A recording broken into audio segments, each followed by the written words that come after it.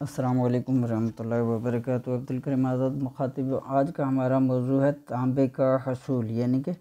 مور کی پروں سے تانبے کا حصول، کہ آیا مور کی پروں سے کیسے تانبا حاصل کیا جائے۔ تو قدرت نے یوں تو کئی ایسے پرندے بنائے ہیں جن کی پروں میں کافی ساری اجزاء پائی جاتی ہے، مطلب کہ کافی دھاتیں پائی جاتی ہے پروں میں قدرتی طور پہ۔ تو آج ہم ان پرندوں میں سے مور کا ذکر کریں گے، کیونکہ مور کے پروں میں وافر مقدار میں تانبا پایا جاتا ہے، اور یہ تانبے کی اس کی خصوصیت یہ ہے کہ اس میں زنگار نہیں ہوتا، یعنی کہ بلا زنگار ہوتا ہے۔ تو آج ہم اس پہ بات کریں گے۔ تو یہ اس طرح کی مور کی پر ہوتی ہے، تو یہ پوری ٹہنی لینی ہے، یعنی کہ پوری پھول سمیت پوری جو ڈنڈی ہوتی ہے، یہاں سے جڑ تک جو ڈنڈی ہوتی ہے، جس میں سے سفید وائٹ کلر کی جو ڈنڈی آ جاتی ہے وہ بھی ساتھ ہو، کوئی مسئلہ نہیں۔ اور یہ جو دھاگے نما اس کی شاخیں ہوتی ہے، ان میں بھی تانبا پایا جاتا ہے، تو ان کو بھی ساتھ رکھا جائے گا، ان کو توڑ کے پھینکنا نہیں ہے۔ کوئی سمجھ لے کہ صرف پھول میں ہی تانبا ہوتا ہے، نہیں، ہرگز نہیں، ان میں بھی تانبا پایا جاتا ہے۔ یہ جو بال ہوتے ہیں سائڈوں پہ، ان میں بھی تانبا پایا جاتا ہے۔ یہ قدرتی طور پہ تانبا ہوتا ہے، اس کے بہت سے فوائد ہیں۔ آج ہم آپ کو اس کے مختصراً فوائد بتاتے ہیں، کوشش کرتے ہیں کہ آپ کو تمام تر فوائد اس کے بتائے جائیں۔ تو اس کا جو یعنی کہ اس کے حصول کا طریقہ ہے، یعنی کہ مور کے پر کے تانبے کا جو حصول ہے وہ اس طرح ہے کہ کیونکہ میں اپنے تجربے کی بات بتاؤں گا، میں نے کوئی آج سے غالباً 4-5 سال پہلے کی بات ہوگی، تو کنفرم یاد نہیں ہے، البتہ اتنا ہی ٹائم ہوا ہوگا، 3-4 سال تو کنفرم ہو ہی گئے ہیں۔ تو اس وقت میں نے کوئی 350 کے قریب پر اکٹھے کر کے اس میں سے یہ تانبا میں نے نکالا تھا۔ وہ یہ ہے، یہ میں نے آج بھی محفوظ رکھا ہوا ہے۔ اس میں کافی سارا تو میں نے استعمال کر لیا، باقی یہ میں نے ٹکیا بنا کر رکھ لیا تھا اس کو۔ تو اس کو الگ سے کشتہ کرنا تھا، باقی کا میں مختصراً استعمال کرتا رہتا ہوں۔ تو یہ میں نے ایک الگ سے اس کا کشتہ کرنے کے لیے ٹکی بنا کر رکھی ہوئی ہے کہ خالی اس کا کشتہ کر کے دیکھیں گے۔ تو آج ہم اس کا جو اصل طریقہ ہے، جو صناعت میں اس کا طریقہ ہے، صنعتی حضرات کس طرح اس کو استعمال کرتے ہیں، آج ہم آپ کو یہ بتائیں گے کہ دیکھیں کیا کیا راز رکھے ہوئے ہیں، خاص طور پہ سنیاس میں، علم سنیاس، جو صنعتی حضرات ہوتے ہیں، جوگی ہوتے ہیں، سادھو ہوتے ہیں، تو وہ ان کے راز، یہ ان کے رازوں میں سے ایک راز تھا۔ تو اس طرح اس کو پروں کو جلا کر حسب ضرورت جتنی بھی ہو آپ کے پاس، میں نے 350 کے قریب 350 کے قریب پر جلا کر بالکل راکھ بنائی جاتی ہے۔ تو یہ راکھ بنا کر اس میں گائے کے دہی کی لسی، جو کہ کھٹی لسی ہو، پرانی، یعنی کہ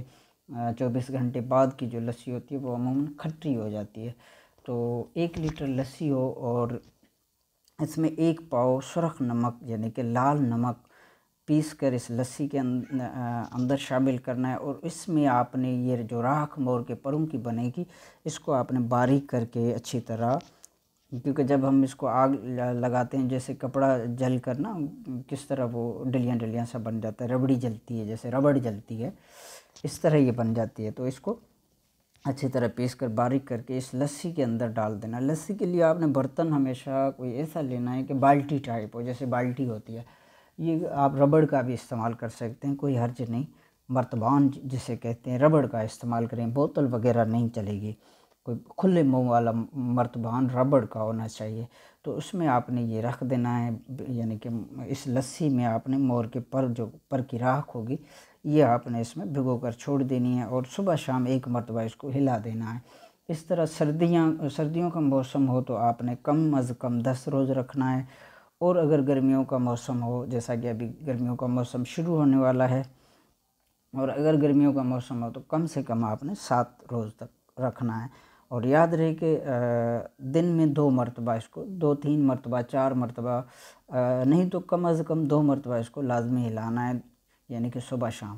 2 مرتبہ اس کو ہلا کر، اور مطلوبہ دن یعنی کہ 7-8 روز یا 10 روز بعد اس کو کیا کرنا ہے کہ میں آپ کو ایک آسان طریقہ سمجھا دیتا ہوں، اشارتاً سمجھ جائیں گے آپ۔ برتن میں لے کر یعنی کہ اس طرح پانی، اور اس میں اور جدید صاف پانی ڈال دینا ہے اور اسے رکھ دینا ہے۔ جیسے ہی جو تانبا ہوگا وہ نیچے بیٹھ جائے گا تو اس برتن میں سے آہستہ آہستہ اس کو پانی کو ایسے انڈیلتے جانا ہے۔ وہ بھی پانی، یہ بھی پانی جو ہے نا، یہ کسی اور الگ برتن میں ڈالتے جانا ہے۔ اس طرح جتنا بھی آپ کا تانبا ہوگا، اس طرح بار بار آپ نے پانی یعنی کہ جدید نیا صاف پانی ڈال کر 5-7 مرتبہ یہ عمل کر لینا ہے۔ تو اس میں گند کچرا فضلہ جتنا بھی ہوگا وہ پانی میں سے نکل جائے گا۔ وزنی دھات ہوگی، یعنی کہ تانبا جو وزنی دھات ہوتا ہے تو باریک ہوتے ہیں، اس کے ذرات بالکل باریک ہوتے ہیں، بڑی مشکل سے نظر آتے ہیں۔ تو وہ سارا نیچے تہہ نشین ہو جائے گا، نیچے یعنی کہ پیندے میں بیٹھ جائے گا، اور جس کا وزن غالباً میں نے تو کوئی 250-300 کے قریب جو ہے پر جو ہے تقریباً میں نے جو بنائے تھے وہ 340 یا 350، لگ بھگ 300 سے زیادہ ہی تھے۔ کنفرم یاد نہیں ہے کہ کتنے زیادہ تھے، البتہ 300 سے زیادہ پر تھے۔ تو اس میں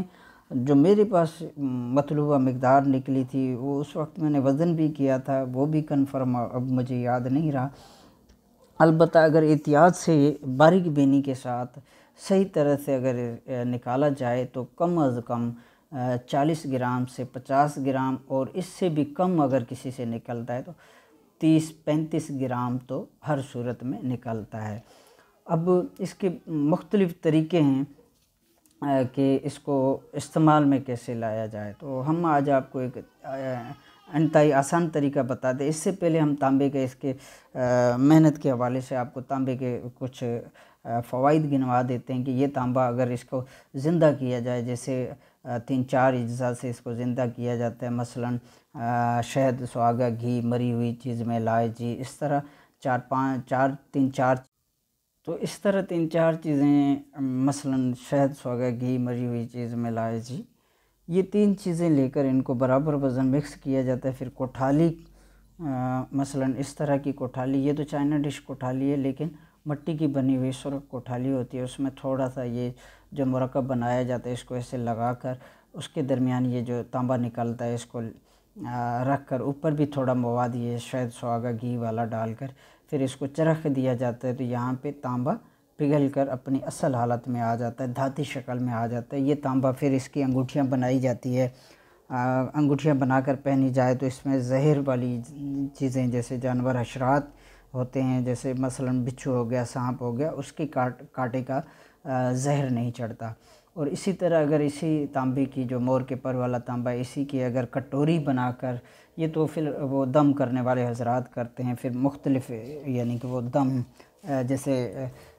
جاپ وغیرہ کہتے ہیں، جنتر منتر کہتے ہیں، تو وہ پڑھ کر وہ اپنا مطلوبہ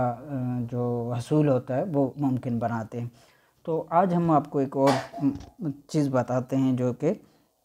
اس کے متعلق ہے، وہ یہ کہ جتنا بھی آپ کا تانبا نکلے اس کے برابر وزن آپ نے جست لینا ہے، راڈ ہو چاہے عام جست ہو، اس کو مصفی کر کے برادہ کیا جائے گا، اور اس کے برابر وزن اس میں جست کے برابر وزن اس میں پارا خرل کیا جائے گا، پارا خرل کر کے، اور اسی میں یہ جتنا آپ کا جست ہوگا اتنا اس میں سے تانبے میں سے جو کہ مور کے پر سے ہم نکال کر لائے ہیں، اس کا برادہ لے کر وہ بھی اس میں جست میں شامل کر لینا ہے۔ پھر اس کو کوار گندل کے پانی سے یعنی کہ گھی کوار کے پانی سے خرل کر کے ٹکیا بنا کر خشک کر کے جب بالکل ہی خشک ہو جائے، تو یاد رہے کہ ٹکیا ہمیشہ خشک کی جائے گی، تھوڑی بہت یعنی کہ اگر گیلی ہوگی تو دوائی صحیح نہیں بنے گی۔ تو اس طرح کی کوٹھالی لینی ہے، یہ چائنا ڈش کوٹھالی کہلاتی ہے۔ اس طرح کی کوٹھالی لے کر اس میں سے مواد ڈال کر پھر اس کو ڈھکن لگا کر اوپر بند گل کر کے اچھی طرح مضبوط گل کر کے اس کو 1 کلو اپلوں کی آگ دی جائے گی۔ اس طرح پھر یہاں سے دوبارہ نکال کر اسی طرح خرل کر کے کوار گندل کے پانی میں، یاد رہے کہ اب دوبارہ ہم نے اس میں کوئی چیز شامل نہیں کرنی، صرف کوار گندل کا پانی ڈال کر خرل کرنا ہے، ٹکیا بنا کر اچھی طرح اس کو خشک کر لیں، چاہے دھوپ میں بھی خشک کر سکتے ہیں اور چھاؤں میں بھی کر سکتے ہیں، جیسے آپ کو بہتر لگے۔ تو پھر اس ٹکیا کو خشک ہونے پر پھر ایسی کوٹھالی کے اندر چائنا ڈش کوٹھالی میں ڈال کر بند گل کر کے اس کو دوبارہ اسی طرح آگ دی جائے گی۔ تو یہاں سے نکال کر اسی طرح سیم ترتیب کے مطابق اس کو آگ دیتے رہنا ہے یہاں تک کہ پھول کر کشتہ ہو جائیں اور سفید کشتہ ہوں۔ تو یہ کشتہ ایزوسپیرمیا یعنی کہ جس کا اولاد نہیں ہو رہا ہو، سیمنٹ ریسٹریٹ رپورٹ میں بالکل نل لکھا ہوا آ رہا ہو، تو ایسے مریضوں پہ یہ اس کا استعمال انتہائی مفید ہوتا ہے، یعنی کہ 100% گارنٹی کے ساتھ کہ